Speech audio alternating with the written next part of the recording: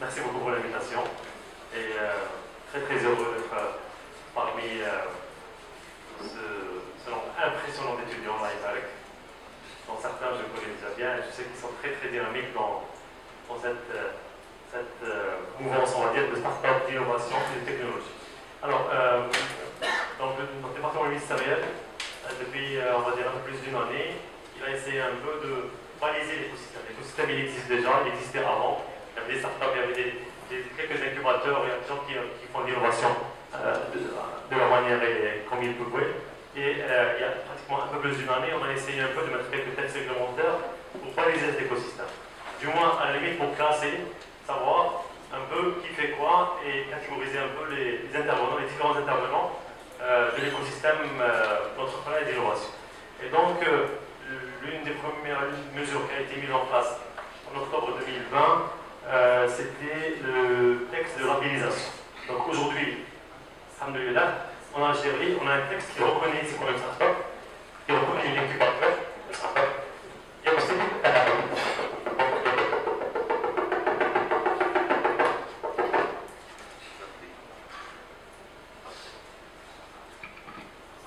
donc comme je disais, en fait, aujourd'hui, on a au moins 3 entités.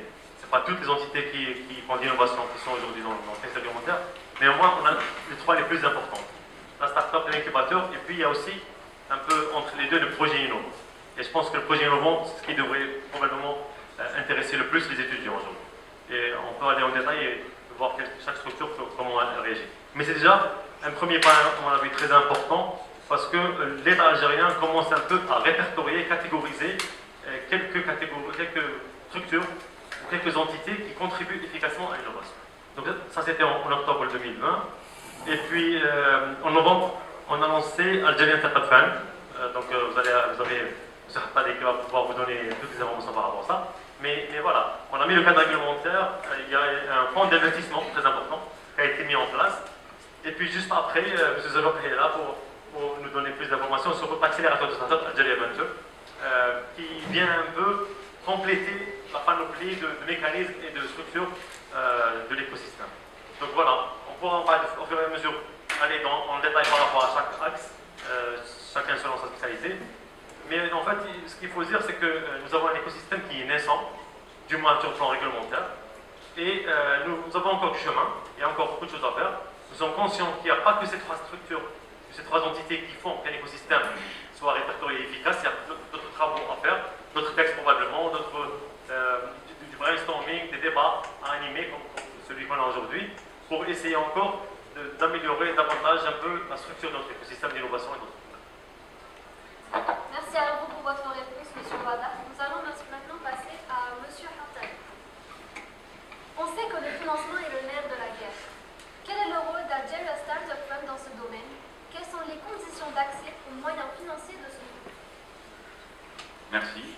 D'abord, je vous remercie pour l'invitation et heureux et fier d'être parmi vous aussi.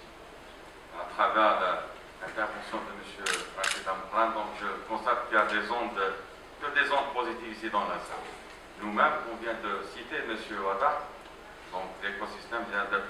par la création de nouveaux mécanismes, entre autres la création de ce fonds d'investissement, Alger Startup Fund, وما يعرف بالصندوق الجزائري لتمويل المؤسسات الناشئة, suite au lancement du Monsieur le Président de la République en octobre dernier. Donc c'était la naissance de ce fonds.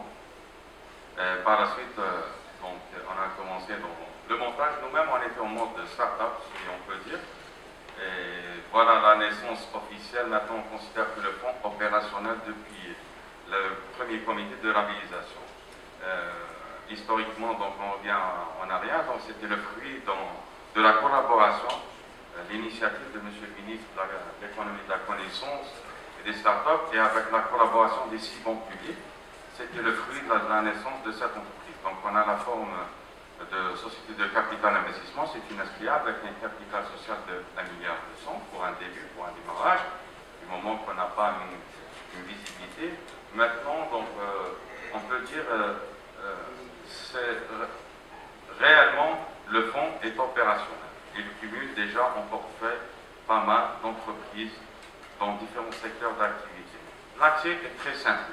Comme il me nomme à chaque fois, Monsieur le ministre, le nerf de la guerre, certes, à travers, j'ai retenu depuis tout à l'heure, j'étais très attentif avec cet échange constructif, et M. Amorlan ne cessait de répéter que notre réussite, c'est la réalisation progressive de nos objectifs, progressivement. C'est exactement ça. Toute start-up, tout commence avec une idée, une idée. Voilà, j'imagine chacun d'entre nous, parmi la majorité des étudiants, tous vous avez une idée quelque part. Peut-être en rêve, en concrétisation, mais cela ne vous empêche pas d'aller pour la concrétisation. Le fonds, c'est très simple. On consiste en quoi? Quelles sont les entreprises éligibles pour demander le financement? Il y a un comité de labellisation. La condition, c'est d'avoir obtenu un appel au tant que projet innovant ou une start-up. Puis, après ça, il y a une simple étape, c'est l'inscription demander le financement auprès de notre fonds via un lien contact à CERF.DZ. Nous, même avec nos équipes, nous sommes en train d'inverser le cycle donc, de demande. C'est nous-mêmes qui nous sommes en train de faire des manifestations d'intérêt. On anticipe à travers la présélection des projets que nous jugeons intéressants et des opportunités. J'ai la qualité d'investisseur et je peux saisir une opportunité actuellement que nous trouvons intéressante, et il commencera le contact effectif avec l'entreprise. Donc une demande de financement. Donc ceci dit, il y aura une prise de contact officielle, soit présentielle, les gens proches, soit à travers les vidéoconférences. On invite une manière très simplifiée, donc il demande quelques canevas pour expliquer le projet. Déjà, le comité a fait un travail de labellisation qui a mené à déjà sélectionner les meilleurs startups et projets innovants. Notre rôle, c'est d'accompagner, c'est de mieux comprendre et faire comprendre le porteur de projet quels sont les mécanismes de financement. Je reviens que notre mécanisme n'est pas, ce n'est pas un financement classique, donc basé sur le crédit, mais plutôt c'est un financement qui est basé sur la notion de prise de risque. Voilà, donc يعتمد على المقاربة المخاطرة في رأس المال. Une start-up a une idée, nous cherchons ensemble quelles sont les opportunités à avoir ensemble, et on va prendre une participation dans le capital de la start-up, tout en restant minoritaire pour laisser la libre gérance pour le porteur de projet, avec une durée déterminée dans le temps, avec le consentement des deux parties. Tout dépend, il y a un associé, 2 associés, 3 associés. Donc c'est une prise de participation dans le capital. Notre but, c'est de booster cette start-up pour voler avec ses propres ailes. Après, on va faire une session, une sortie, avec une plus-value certainement. Donc pour plus d'informations, je vous invite à nous rendre visite. Nos portes sont ouvertes et marquées comme pour d'autres succès. Merci beaucoup. Merci à vous, M. Khartali, de nous avoir éclairé. Maintenant, nous allons passer à M. Zerouri, déjà que nous tenons à personnellement remercier pour son soutien à l'organisation de l'événement. Vous êtes dans un réseau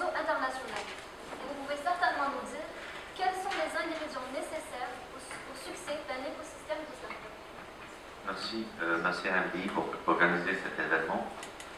Cette première édition, en fait, c'est un signal très très fort de l'intérêt que portent déjà les institutions de formation.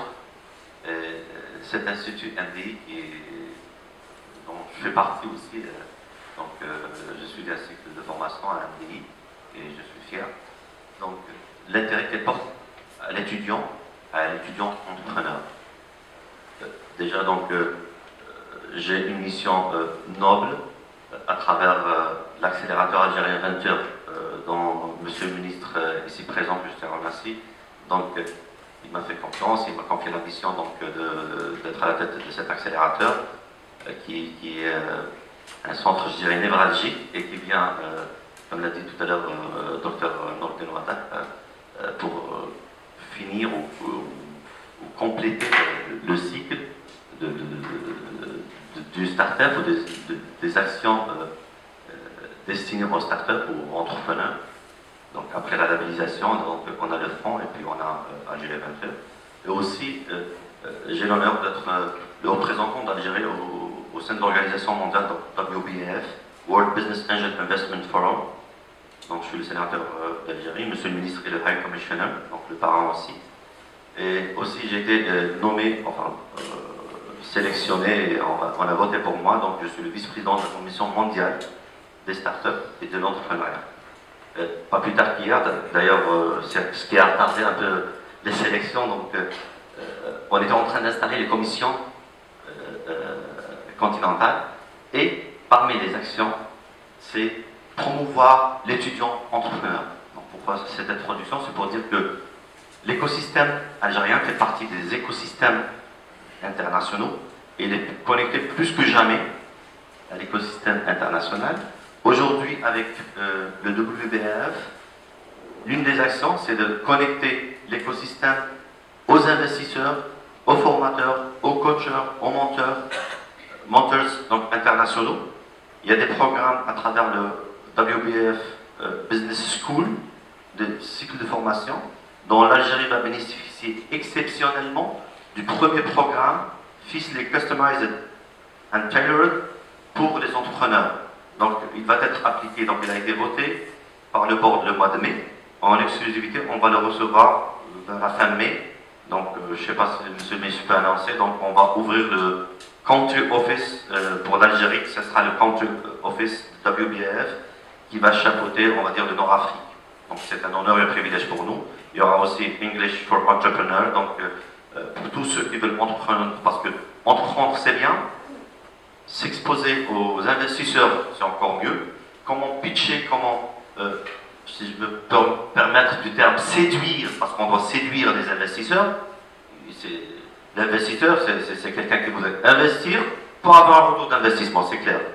Mais pour pouvoir investir, il faudrait qu'il soit séduit par le projet, pas par la personne, par l'idée, par l'impact économique, par la portée du projet, par l'exportation de cette solution, par la problématique elle-même.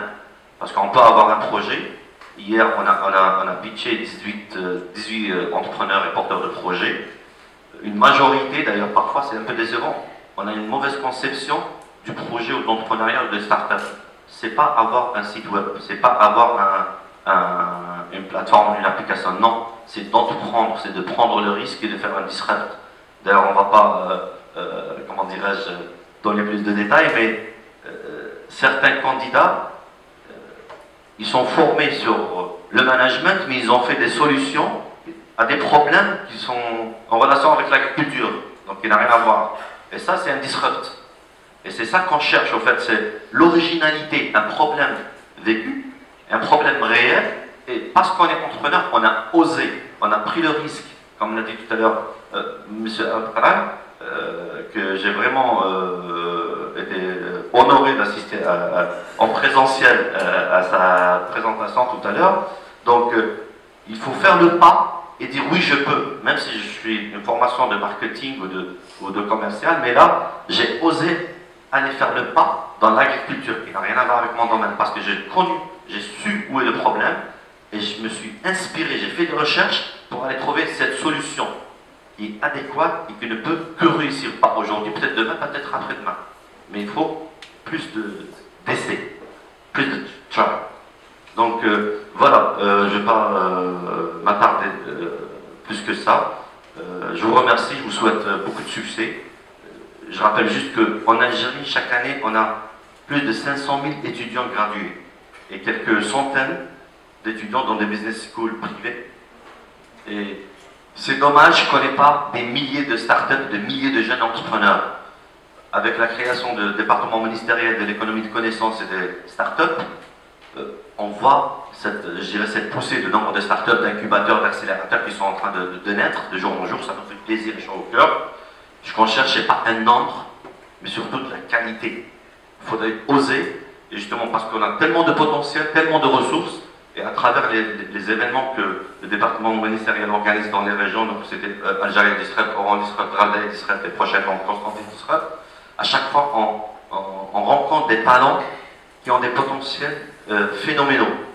On est à chaque fois surpris, on dit non, ça c'est les meilleurs, et puis on trouve encore davantage d'autres talents. Et donc il y a tellement de ressources, il faudrait juste oser. Et je pense que le département ministériel est le plus ouvert des autres ministères. Et il y a une certaine flexibilité à recevoir les talents, les projets, il y a des plateformes digitales pour justement éradiquer toute la bureaucratie. Donc des contacts sont très fluides, le fond il est là. Donc vous avez tout l'écosystème qui est là, fait pour vous. Donc vous êtes la relève, vous êtes l'Algérie nouvelle compte sur vous, profitez-en. Moi personnellement j'étais entrepreneur, j'étais fondateur de start-up, j'avais pas tous ces moyens, j'ai osé, certes j'avais certaines limites, aujourd'hui vous avez tout à portée de main. Voilà, merci beaucoup. Merci à vous, monsieur Zeloré. Notre dernière question s'adresse à monsieur Belabès. Vous avez une riche expérience, principalement au Canada. Pouvez-vous nous dire comment approcher les jeunes start-upers et les accompagner dans leurs projets? Tout d'abord, bonjour. Merci au NDI d'avoir organisé cette journée. Merci aux étudiants d'être là, de vous intéresser à l'entrepreneuriat. D'ailleurs, en parlant du Canada, au Canada, ils ont identifié que les meilleurs entrepreneurs, en fait, ceux qui réussissent le plus, c'est les immigrants. Donc ceux qui ont décidé de partir ailleurs, c'est déjà une prise de risque énorme, c'est un entrepreneuriat en tant que tel. Et je vais poser juste la question comme ça à la salle, qui parmi vous pense à partir? Donc vous êtes pratiquement la moitié, vous avez déjà une fibre entrepreneuriale.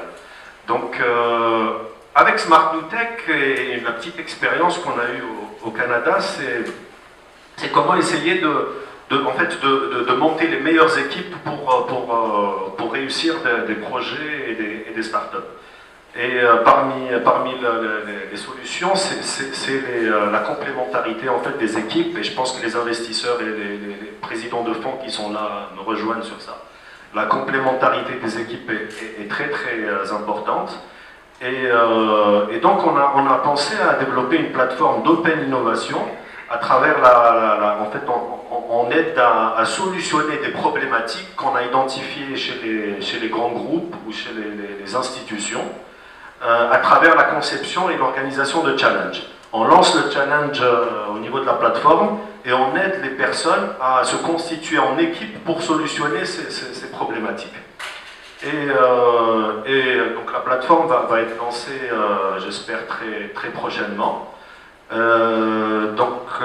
En tant qu'étudiant, je pense que vous êtes, comme disait Monsieur le ministre, Monsieur Berrah et Monsieur Amoukaran, vraiment à un moment où vous avez la chance de faire ce premier pas, d'aller vers l'entrepreneuriat, de prendre ce risque. Vous n'avez pas beaucoup d'obligations, pour la plupart vous n'êtes pas mariés, vous n'avez pas d'enfants.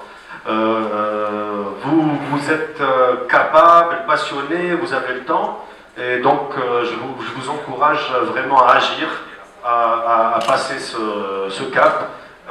Comme disait aussi Monsieur Amoukaran, il ne faut pas voir des fantômes partout et dire non, ils ne veulent pas, on ne peut pas. Je pense que Monsieur le ministre, avec ses équipes, avec tout l'écosystème qui est en train de se créer. Certes, il n'est pas parfait, ça ne peut pas être parfait, vu que c'est le début, mais il y a la bonne volonté.